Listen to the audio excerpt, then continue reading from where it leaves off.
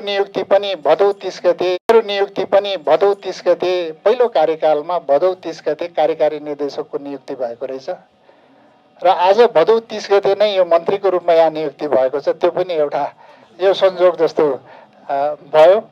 मैले कार्यकारी भूमिका विद्युत प्राधिकरणमा गर्दै गर्दाखेरि र आज म यो छुट्टै जिम्मेवारीमा आउँदा पनि म सबै हाम्रा साथीहरू मेरा सिनियरहरू पनि हुनुहुन्छ, सचिवज्यूहरूप्रति मेरो त्यही व्यवहार हुनेछ। सबैलाई आफूले लिने जति पनि तलब भत्ता जति पनि छन् सुविधाहरू छन् त्यो सहित परिवारको नाममा खडा हुने कोषमा जम्मा गर्ने पनि म चाहिँ यहाँहरूलाई जानकारी गराउँदछु र सुरक्षाको हिसाबले आवश्यक चाहिँ सुरक्षाकर्मी र आवश्यकता अनुसारको जुन फेसिलिटी लजिस्टिक मैले सुरक्षाको कारणले लिनुपर्ने बाहेक कुनै पनि सुविधा मैले नलिने पनि चाहिँ उद्घोष गर्न चाहन्छु। जेनजी पुस्ताले उठाएका विषयहरू र उहाँहरूको आकांक्षालाई सम्बोधन गर्नलाई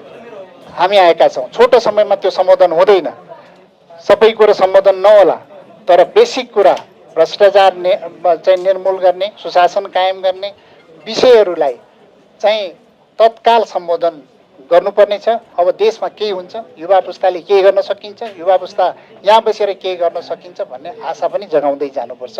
अब एउटा देशमा राजनीतिक स्थायित्वको तर्फ अगाडि बढ्नको लागि धेरै कुरामा चाहिँ कानुनी जटिलताहरू, संवैधानिक जटिलताहरू छ भने त्यहाँ त्यो विषयहरूलाई पनि हेर्दै अगाडि बढ्नुपर्ने हुन्छ। यो 2 दिनमा यस्तो ठुलो परिवर्तन कसैले पनि सोचेको थिएन। उहाँहरूको कारणले उहाँहरूले जुन नेतृत्वदायी भूमिका खेल्नुभयो त्यसको लागि अत्यन्त सम्मान उहाँहरूलाई दिनुपर्छ।